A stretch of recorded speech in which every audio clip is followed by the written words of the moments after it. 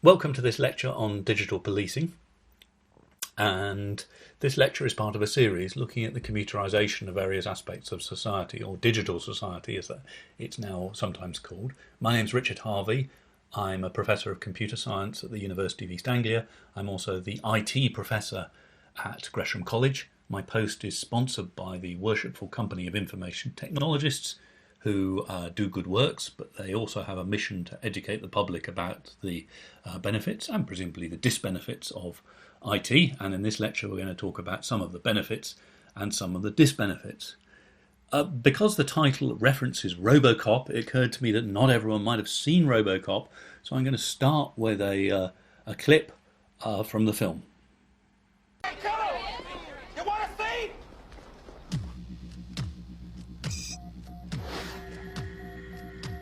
Get up!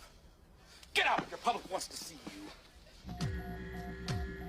Nobody ever takes me seriously!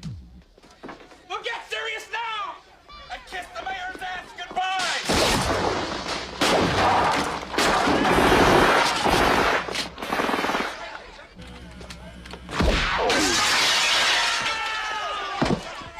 Robocop. Who is he? What is he? Where does he come from? He is OCP's newest soldier in their revolutionary crime management program. OCP spokesman claimed that the fearless machine has crooks on the run in Old Detroit. Today, kids at Lee Iacocca Elementary School got to meet in person what their parents only read about in comic books. Robo, excuse me, Robo. Any special message for all the kids watching at home? Stay out of trouble. Stay out of trouble. Yeah, that's one of the catchphrases from the film, the 1987 Verhoeven film. I should say it's remarkably difficult to get some clips from Robocop that one can actually play without crossing the censors, either because there's far too much violence or there's too much swearing. Right, well, that was fantasy. What about the reality? Now, I'm going to veer across a variety of different country systems when talking about crime and punishment, but I'd like to start with the UK, and I'd like to start with this statistic that sort of tells us something about the emergency services, just to put crime in context in the UK. So in 2017 there were around 37 million calls to the emergency service, 999 calls as they're called in the United Kingdom, or 911 in the USA, or 112 in pretty much every other country, including the UK and the USA. 112 is the GSM emergency number. By the way, the fact that every single country has a separate emergency number is going to be a little exemplar of the sort of problem we're going to face when trying to help the police and the criminal justice system with automation. Far too much variation. In the UK, emergency calls are dominated by two emergency services. One is the police, which I think has the slightly larger share. The other is ambulance. Then there are other services you can call with a 999 call, but they're very small indeed. So the fire service has a very small number of calls, and I put in the Coast Guard, which is the next one here. The Coast Guard is minuscule for obvious reasons. It deals with a very specialist area of the UK, namely the coast only, and of course there are other ways of raising an emergency, with the Coast Guard, Marine, VHF being amongst them. I know the fire service. I have to be. One doesn't want to criticise the fire service because, of course, the people in the fire service do a fantastic job. But it is a fact that the calls on fire services are decreasing over the years, and in many countries or regions, the fire service has been merged with either the police service or the ambulance service, and we'll look at that, an example of that later on in this lecture. And at the moment, they all maintain their own control rooms, and they all have their own response systems. In this country, the United Kingdom anyway, the phone calls are all mediated through one of the telecommunications providers, British Telecom, who handle these 37 million calls. Another interesting statistic is around a quarter of the calls to the police are emergencies. Roughly a third of the calls to the ambulance service result in a dispatch of an ambulance. So there's an important aspect here, which is that the police services and the ambulance service, I think, recognise this, that they are to some extent just a first responder service. And quite a lot of their calls will not be a crime. They won't be even a police matter. There'll be a disturbance, or my neighbour is wandering around the garden in his underpants. Can you do something? Now, this movement of the police and ambulance service, in particular, to being a sort of first responder service, a version of the social services, is quite dramatic, and has led to some quite increased call volumes and sort of increase at the front end of police services around the world. And a lot of police services therefore have sort of triage that happens early on in the service to try and make sure that the trained officers go to deal with things that they're trained to deal with. Now, for those of you who are living in the United Kingdom, you might think of the UK as a rather peaceful country with low levels of crime. I'm not sure that is true. Let me just say a sort of amusing statistic that the top 5 callers in 2017 to the emergency services made between them 8,303 calls. So that's another indication of some of the problems the poor police and the ambulance services face. You've got these sort of repeat frequent flyers, as it were, who call the police for every little thing and expect them to turn up. Right, now on to this sort of low crime business. This is the output from the victimization survey that runs spasmodically across a lot of countries in the world. And it actually indicates that the UK is not particularly a low crime country, if you're to believe these surveys. Now, these surveys are much debated. Some people think that some countries are much more, but people are much more likely in a survey to say that they have been a victim of crime than in other countries. Particularly if your country has a corrupt police force, then you want to keep away from them, so you don't report crime at all. So possibly there's a reporting difference. And these are the countries on the bottom of the list: Spain, Norway, the Scandinavian countries, and so on.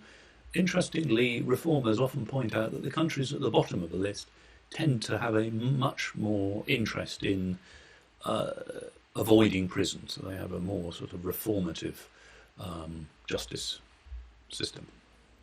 Okay, well, that's the sort of way of background, which is, when it comes to the police, anyway, we've got this sort of expanding use of the police. We've got a need to handle a wide variety of problems, possibly in an environment of increasing demands from the public and increasing expectation from the public. So what does this mean for digital crime and justice systems? Well, I suppose the first question one might ask is, what on earth do we mean by digital policing? What is policing and what is a criminal justice system? Well, when I was preparing this lecture, I sort of struggled a bit, and I eventually, being a software engineer, I thought, well, I have to have a block diagram that shows me something, of what the criminal justice system might look like. So that's what I've done here. I've tried to split the criminal justice system into blocks, and the first block is to do with intelligence gathering and trying to understand what's going on in society. So a public report shown at the top here might come in, as a suspicious man wandering outside my house, and at the bottom there I've sort of noted ephemera, meaning general knowledge about society, which may or may not be written down. I don't know how much of this does get recorded, and it's a matter of controversy how much the police and intelligence services could and should record in such situations, actually.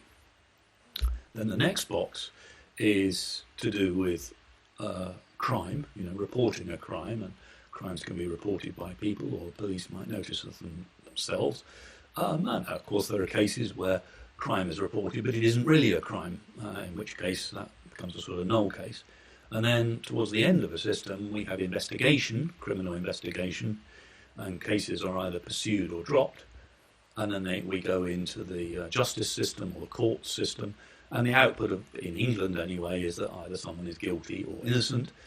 In other dominions, there are alternative judgments, sort of intermediate judgments. We couldn't make our mind up sort of judgments, but basically it's a binary decision. So in terms of information flow, you've got this enormous amount of information at the front of the funnel, as it were, and at the end of it, you've got a binary information, guilty or not guilty, and everything else is discarded and sorted by the system. Well, I was quite pleased with this diagram when I produced it, and I then overlaid the National Police Chiefs Council's digital policing portfolio on top of that. What they've done is they've sort of segmented the processes and systems that they're dealing with into really three areas. The first one is sort of dealing with the public, and they call that digital public contact, DPC. Okay. The second one is making sure the whole criminal justice system flows smoothly and seamlessly without paper and without a lot of machine into machine translation, format translation from investigation and intelligence through to justice. And they call that digital first. And then there's the middle bit, and the middle bit's the bit that Robocop focuses on, the bit that all the TV focuses on, the bit, it's all the NCIS type programs focus on, and that's digital intelligence and investigation, DII. Okay, well, as I said, I was sort of pretty attracted to this, and I'm actually going to use it as the structure for this lecture. So I'm going to take us through these three areas of policing, and I want to start with digital first. So digital first, if you remember, that is the necessity to get information moving across the criminal justice system in a secure way that doesn't involve format translation, repetition, or data loss. That might sound a very easy thing to say, and this is quite trivial to say, well, they should all be connected, shouldn't they? But actually these challenges, systems architecture challenges, can be very, very pernicious and long-running. And to give you a reason for that, I'm going to show you a diagram which is really sort of, I think, heroic work by the Government Digital Service. The Government Digital Service, I'm referring to the UK government here, or GDS, is part of the Cabinet Office. And they're not that well known, but they should be better known. I think they're the sort of hidden heroes of the civil service, really. What they're trying to do is they're trying to redesign the government to fit, well, they have 10 objectives for design. And the first one is they've got to start with user needs. They think government should do less. They should design with data. They should do the hard work to make it simple, meaning you should put in a lot of work on systems design and architecture. Then you iterate and iterate again. Try and remember this is for everyone, meaning don't leave people out. Don't forget about the non-inclusion of certain part, the digital divide, as it's called. Understand the context. Build digital services, not websites. That's important. The government isn't just a website; it's a service.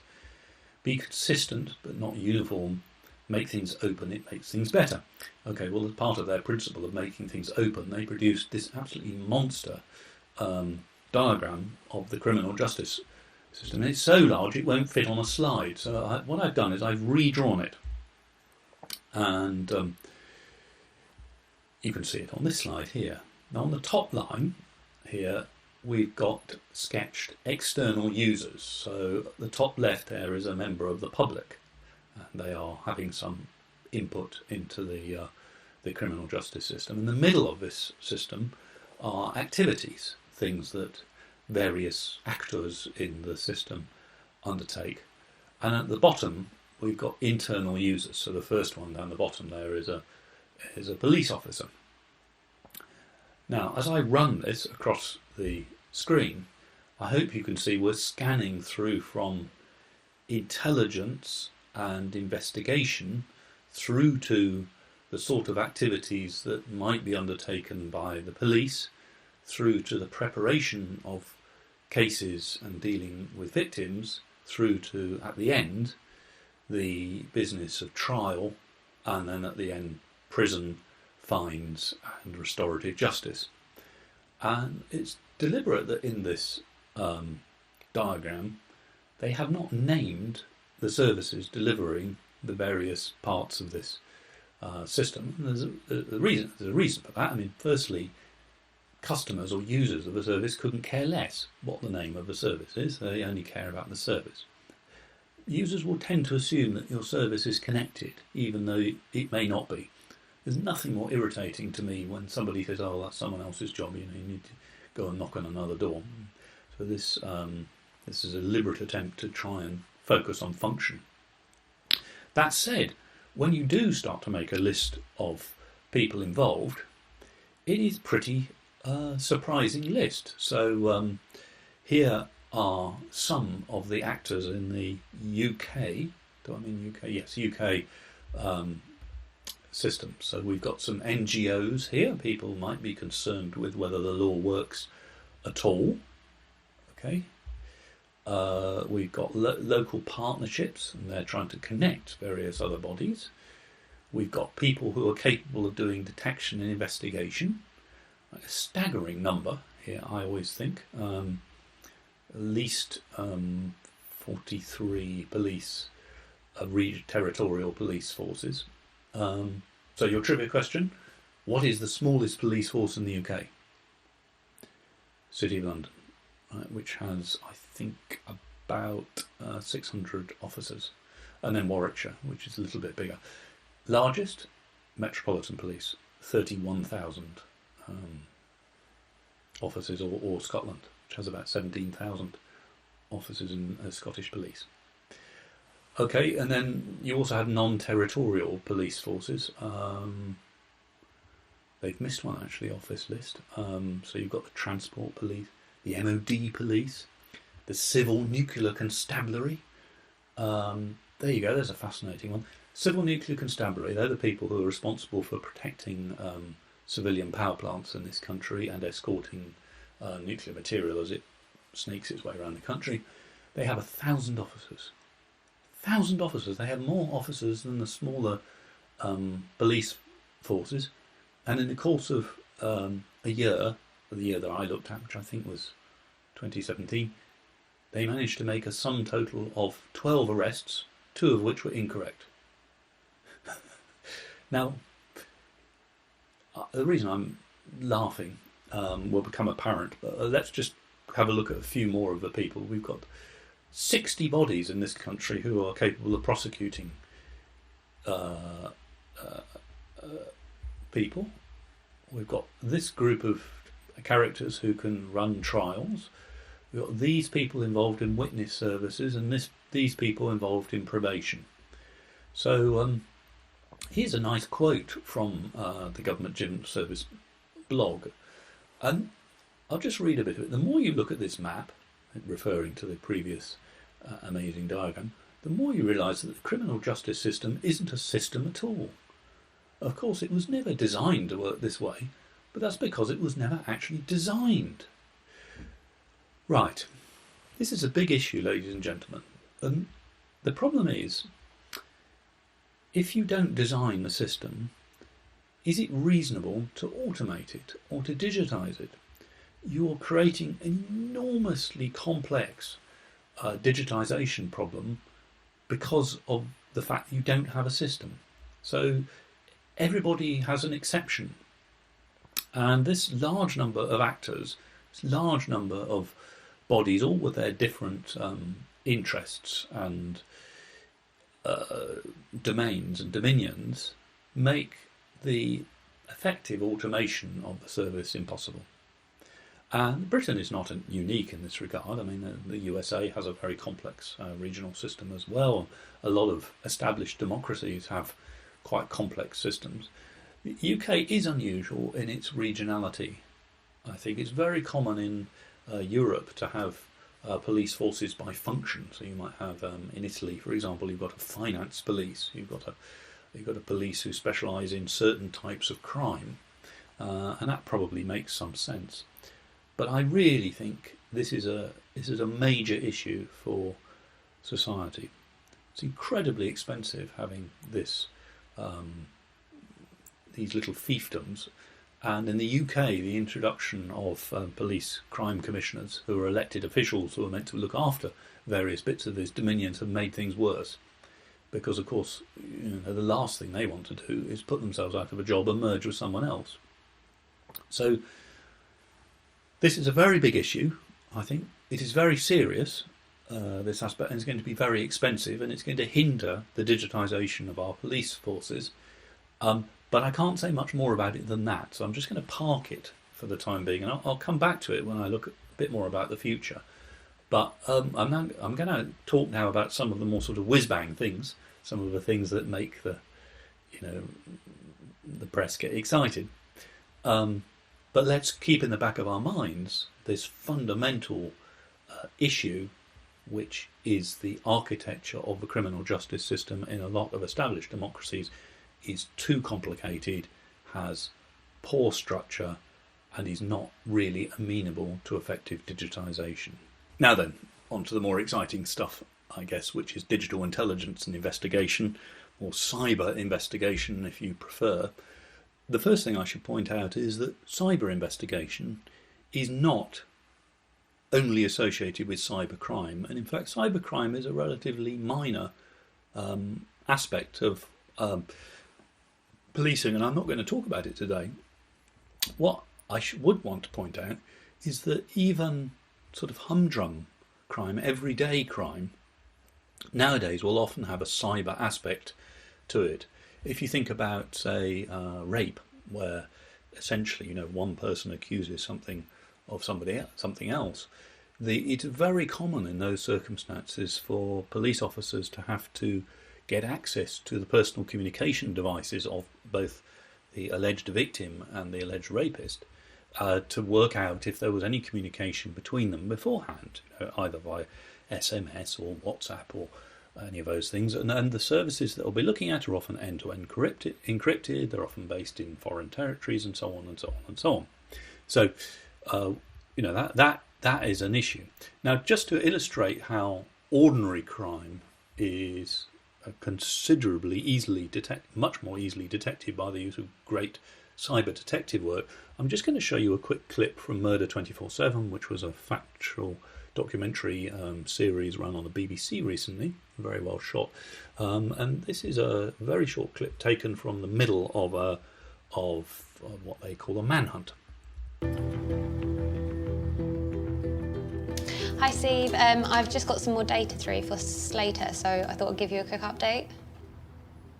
So at 7:37 this morning, Slater's phone activates a mast on the corner of Chalkwell Avenue, and this associate's home address is on Chalkwell Avenue. This is definitely the mast that he would activate if he had been at that address, and if not, he's been in the vicinity.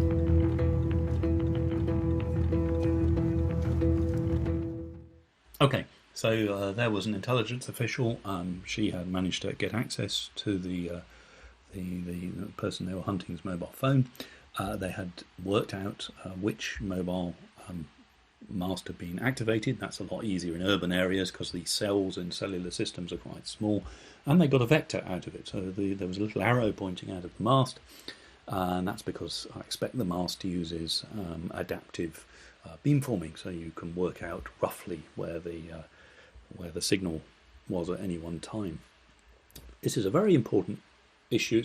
It's a bit overlooked, but police forces are having to have a lot of energy put into this sort of back office cyber investigation, and it's either essentially taking officers off the front line, or it's costing a lot of money. These activities are not cheap, and each police force is having to replicate them and or share. So what you're tending to see is that police forces are tending to share back office operations, just to flick back to the earlier point, which is there are too many police forces for sensible digitisation. The police, I think, must realise this themselves, and because of cost, and are already beginning to have to share specialist intelligence services because they're not that specialist anymore. They're being used all the time. Okay, so there was an example of just ordinary crime being facilitated, if you like, by good digital investigations. And there's clearly a need for better toolkits, better systemisation, and less human intervention in all of that stuff. And, you know, in time it will come. What about driving the investigation through data or digital technology? Well, the idea for that, I suppose, is quite ancient. Quetelet was generally credited with the observation that crime doesn't take place equally across dominions.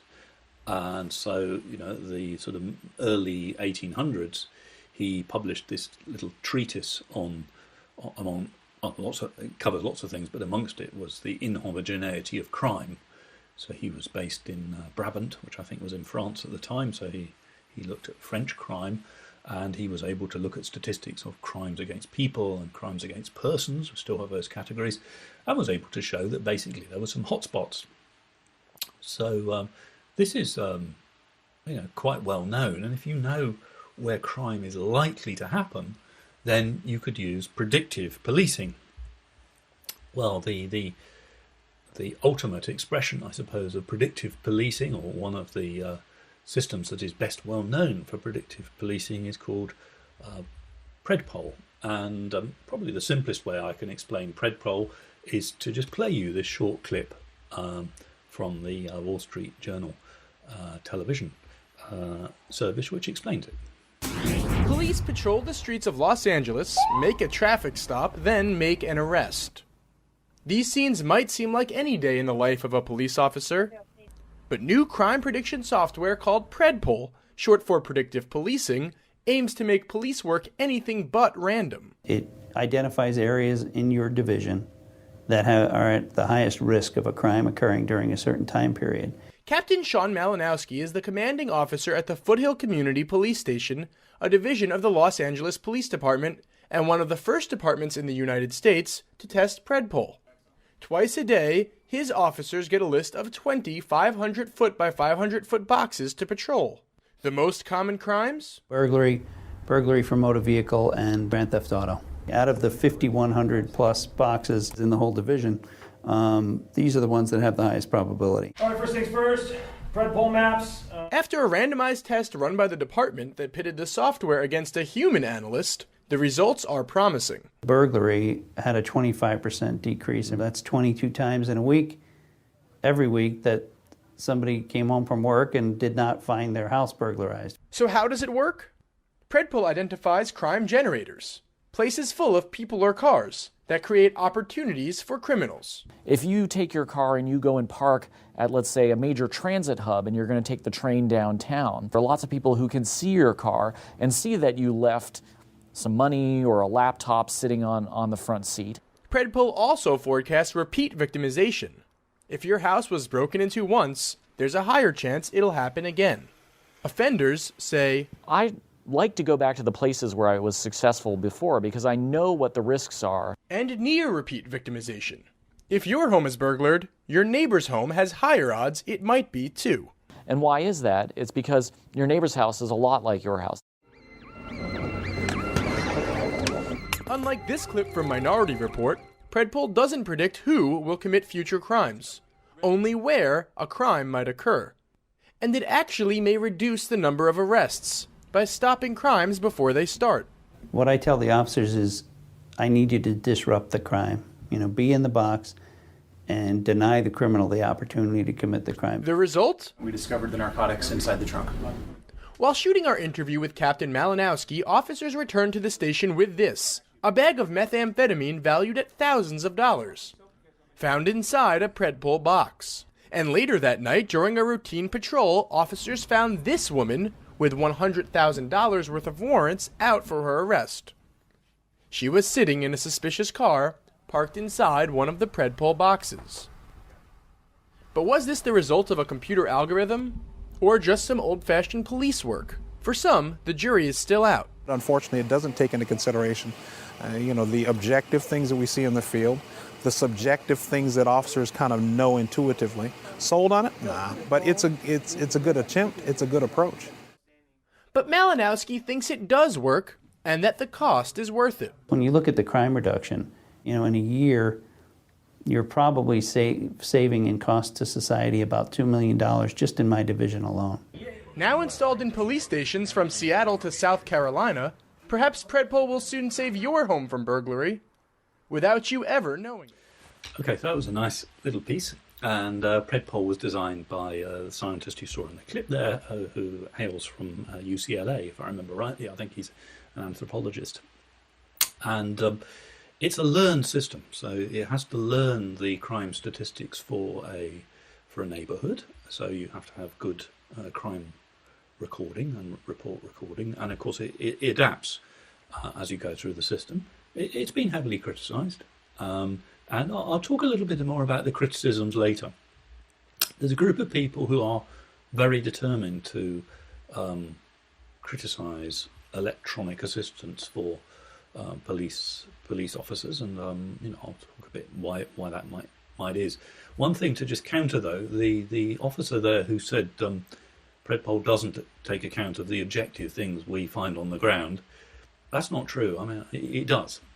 I mean, it also relies on good policing. I mean, I'm not sure if you gave me the boxes for Norwich, which is where I live, I'm not sure that I would be able to spot crimes about to happen. That takes experience and knowledge. You have to be a trained police officer to do that. You need to have a nose. I'll talk a bit about having a nose later on. So that's the first example of a system that's a decision aid that helps police officers make decisions. I'll pick another one from this country. This is the Harm Assessment Risk Tool, which was deployed by HART, which was deployed by Durham Constabulary. It was first proven using some crime data from Philadelphia, if I remember rightly, and the academics involved are at the bottom of the slide here. The idea was to create a decision tree using knowledge of, I think it's 37 variables that they record about the individual. So, for example, age of the individual, date since their last crime, and so on. And the aim is to try and systemize the decision on whether to offer someone probation or not. And probation is a matter of weighted risk. Okay, so you need to decide whether somebody is likely to reoffend, and it can become highly charged. In the UK, for example, there was a famous case where a small child was kidnapped and murdered, called the Jamie Bolger case. And public interest was very high in this case. And if I remember rightly, the Home Secretary intervened on the probation decision for the murderers. They were up for probation because I think they were underage when the murder took place. And there were quite a few contested court cases around that probation decision. And the consequence of those court cases was to sort of muddy the waters, I think, about whether you could be rational or not in the decision of probation. From my perspective, these sorts of tools are highly advantageous, but I do accept that used badly, there is the potential for harm. We might term these bits of software decision aids. They're programs that are meant to help law enforcement officials of various types make decisions. And I think in the literature you'll find it's pretty common for some innovation to be produced and described, and there will be some early adopters and police forces that are particularly technologically literate or wish to move early. And at that point, there will usually be a series of articles criticising the adoption of these tools, and there'll be a whole panoply of reasons put forward for criticism. I mean, the first one, which isn't on the slide, perhaps I should have put it on, are legal reasons. Because in a lot of the world works on case law system, it's relatively easy to find case law that can cause difficulty with automatic systems. Now, if we think back to the first section of this talk, where I said that the criminal justice system is a bit of a muddle, isn't really a system at all, the answer would be, from a systems analyst, is, well, you should change the law so that these systems can work properly. So I'm just going to park those sort of legalistic arguments for the time being, because I don't really see them as very powerful. If they're based on some solid ethical principles, then they're powerful. But if it's merely a technicality to do with the law, we'll change the way the law works. That would be my, the obvious thing. I would say another feature is bias, and this can be a most knotty problem.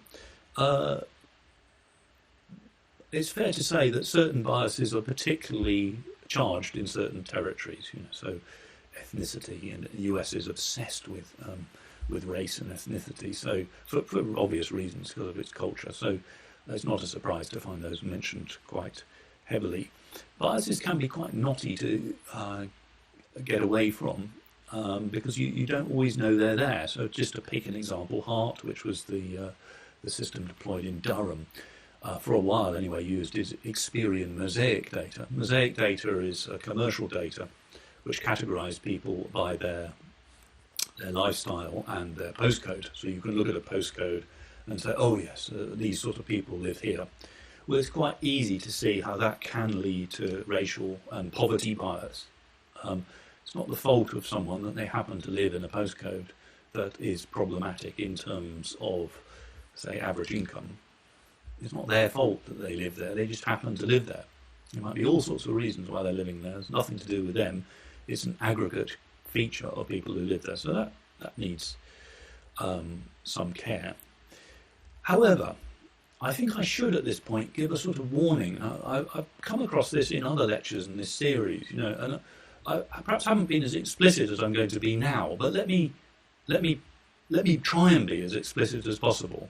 So I'm going to give you a sort of Luddite warning.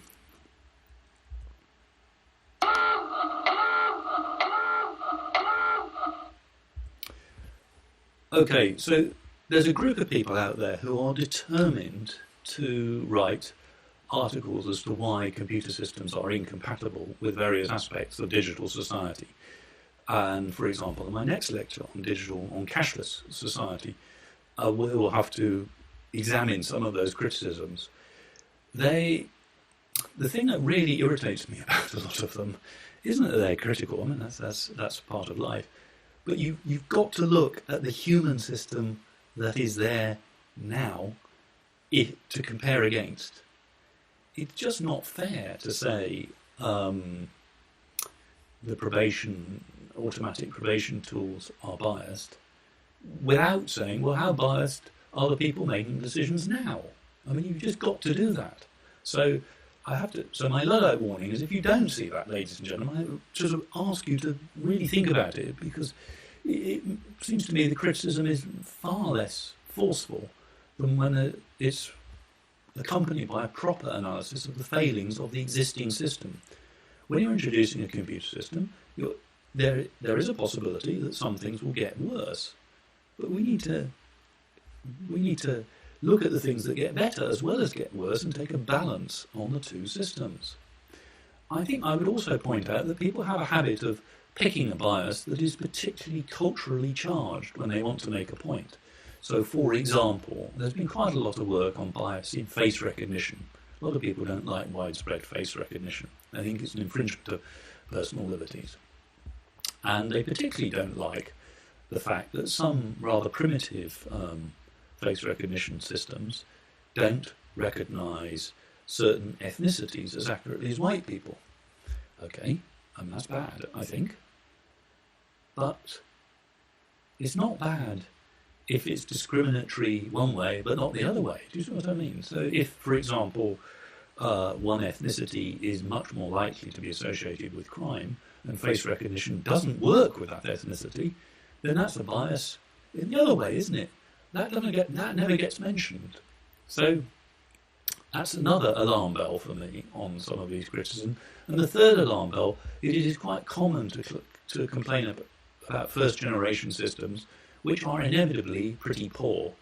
Now, I don't want to be putting the balance too fairly against the critics. It is also true that computer scientists have a habit of implementing systems rather rapidly and not paying attention to societal impact. And there's quite a lot of work that needs to be done on that, and most modern computer science courses have quite a big component on ethics and professional behaviour now, because there have been some pretty bad examples in the past, and in some other lectures in this series I'll try and talk about those.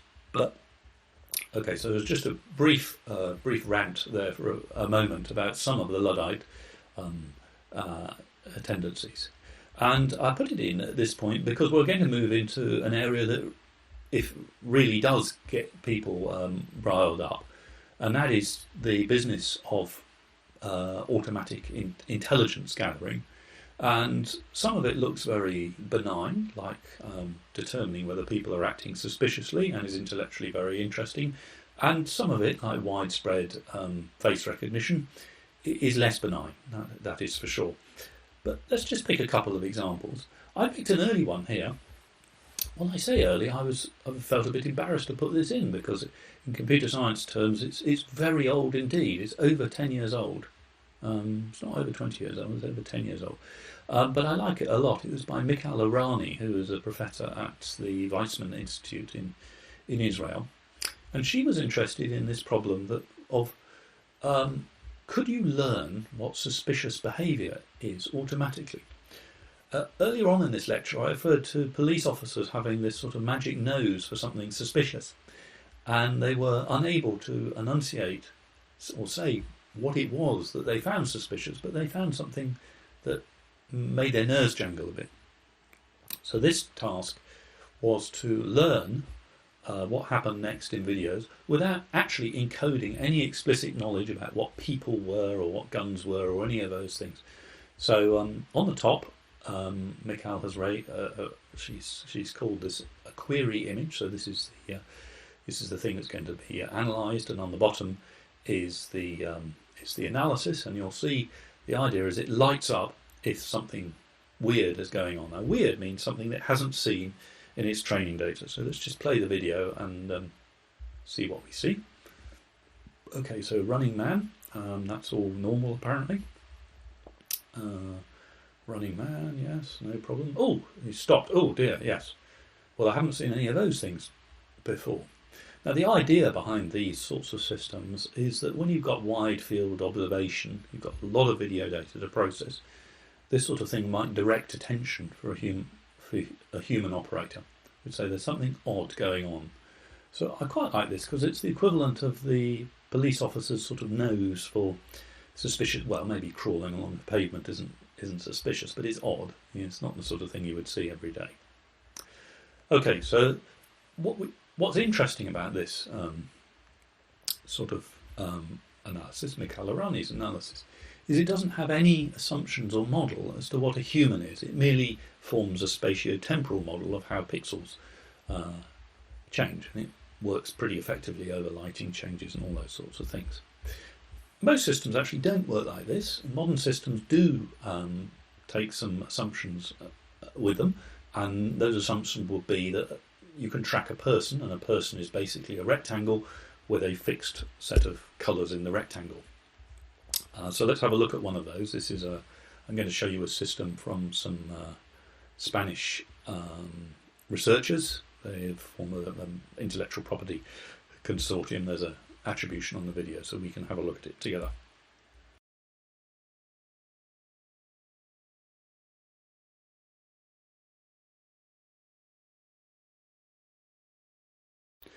So in this part of the video, they're just demonstrating the ability to get metric measurements out of a single vision, and here they are showing that they can track humans. Notice it's not completely accurate. There are plenty of humans that are not completely tracked. As you start to measure the dynamics of individuals in the sequence, you can get activity recognition. So these tracks here, all very, oh dear, suddenly there's a lot of velocity going on there. Looks to me like there's some fighting, and you can see the system in the top left here is sorting various possibilities against the, is it a chase, is it someone running, is it a fight, and so on and so on. So this is an example of, this is fairly state-of-the-art, but not sort of super clever stuff, and you can download toolkits to do a lot of this stuff, and this is the sort of video surveillance that is now fairly routine, and has to be fairly routine given the large amount of video surveillance that large amount of video sources that we have in video surveillance. Okay, so in the first part of his lecture, I said we're going to look at the sort of three aspects of the digital justice system. The first one concerned digital first, which is that knotty problem of trying to make a digital justice system. The second one was digital intelligence and investigation, and we've been looking at that. And the next one is digital public contact. And I think it's fair to say that there's been less being done on this, which is a shame, because it's one of the aspects of the justice system that people would make a big difference to the quality of their life, I think. Good digital systems to interact with the digital justice system would certainly make the lives of prisoners and people on probation a lot better. But it is a knotty problem because there's a lot of people and there's a lot of agencies.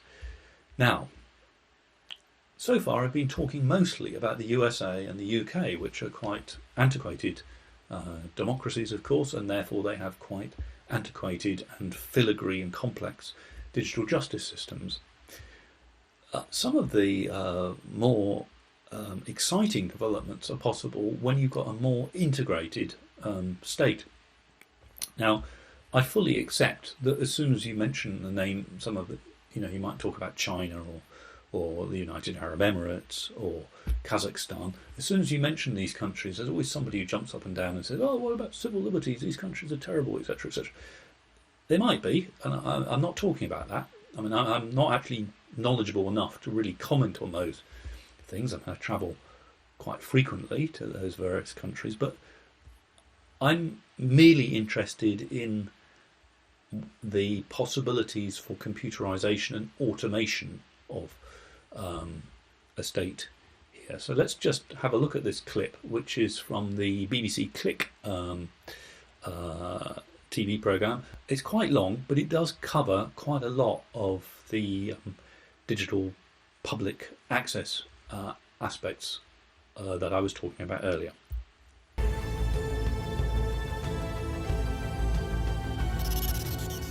Like so much of Dubai's over-the-top ambition, the police force wants to be seen using the latest crime prediction and surveillance technology to watch over the people.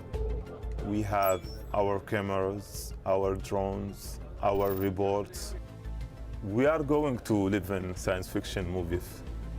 Artificial intelligence-based predictive crime systems, autonomous patrol vehicles, and unmanned police stations are just a few of their futuristic initiatives.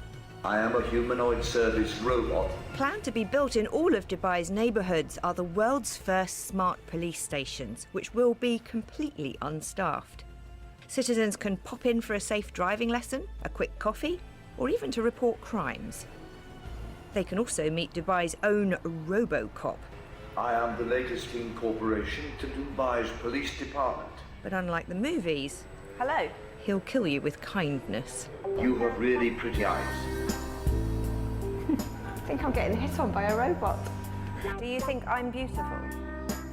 Yes, I love talking with you. Thank you. You are absolutely astoundingly gorgeous, and it's the least interesting thing about you. Oh! My sensors detect a paparazzi among us. Guess who it is? It's him. Flirting aside, the head of artificial intelligence for Dubai Police sees the future with AI and robotics very much at its heart. Behind it is the artificial intelligence, so it can see you, it has a facial recognition, so it can identify the person in front of him and send all the live feeding to the command and control system. We do have a project, what we call it Dubai Eye, where we have integrated all the CCTV cameras across the city. And on top of that, you're going to build a smart system where it has a facial recognition. It's so difficult to monitor more than 10,000 cameras in the city. So we have an intelligence system where we can analyze a live feeding from those cameras and can predict also, and it can identify all kinds of activities, especially the wanted people. Although this unmanned facility currently still needs a human on conference call when it comes to reporting a crime. So I would like to report a crime. There is a robot here and he's stolen my heart. He stole your car? My heart. Your heart, huh? Yeah.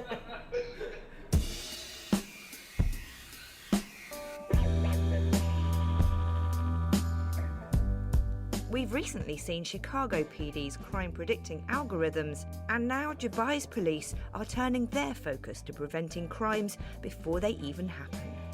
This application analyzes past crime and try to predict where and when the next crime in that zone could happen in the future. Another one of the smart services offered to citizens in Dubai is the ability to register if you have a history of cardiovascular problems. You can see on the map there, represented by hearts. Now this means that when an ambulance is called, it will instantly know that it could be attending a heart attack victim. And they say that this has allowed them to reduce the number of fatalities by more than 50%. That's an impressive statistic, but is this widespread surveillance reminding anyone else of a certain sci-fi film? People are going to equate this to Minority Report. What kind of protocols do you have in place to make sure that the data is used in ethical ways in future? We don't predict who will commit the crime. We predict where it could happen and when it could happen, so we can prevent it and reduce the rate for the crimes. With 1 in 3 crimes being successfully predicted this time last year, the benefits of using artificial intelligence are, well, predictable.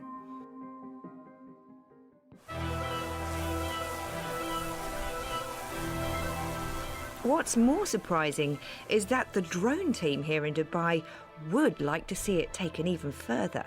They believe they can use drones to spot a potential criminal by analysing a person's vital signs. The drone operator at the command and control can select a target and the camera will automatically lock on that target. Using some different sensors, we can identify person's blood pressure, temperature. The weather itself can all play a role in the person committing a crime. You can predict if the person is willing to commit a crime or a terrorist attack or something. Like so many of Dubai's big plans, all this stuff seems to have one foot in ambitious reality and the other in well-intentioned fantasy. It's a place worth keeping an eye on, though, and you can be very sure they'll be keeping an eye on us.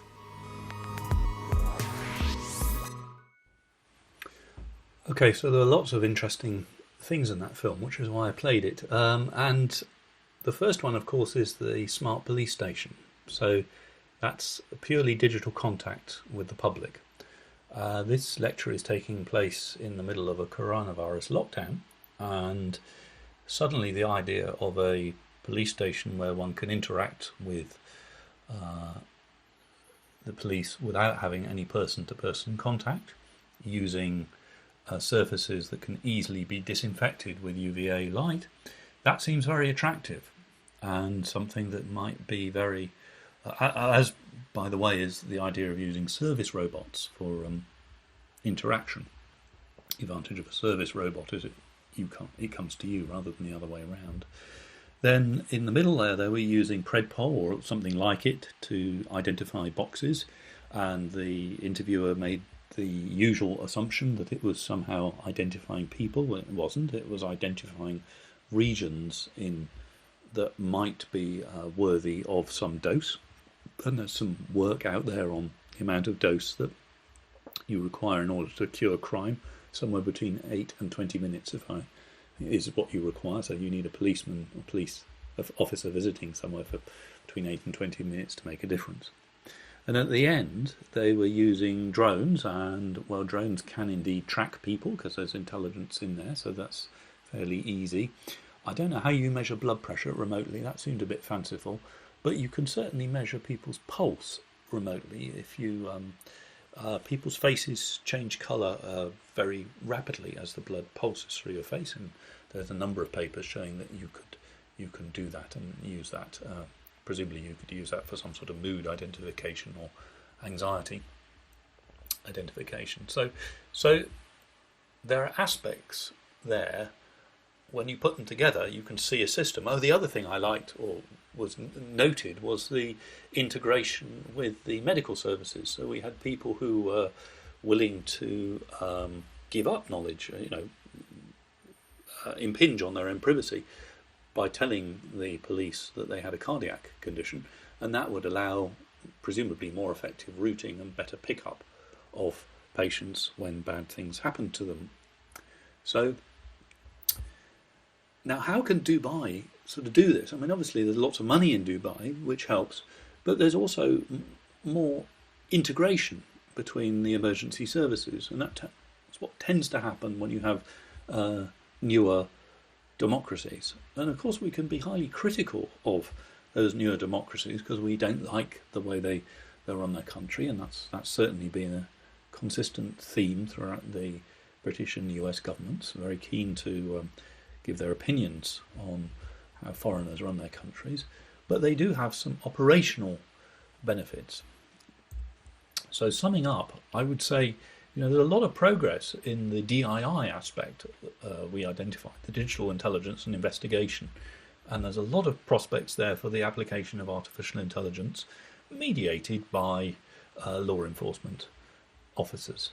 There is a constant worry for ethicists and civil liberty specialists on these grounds, and maybe it's right that there are worries.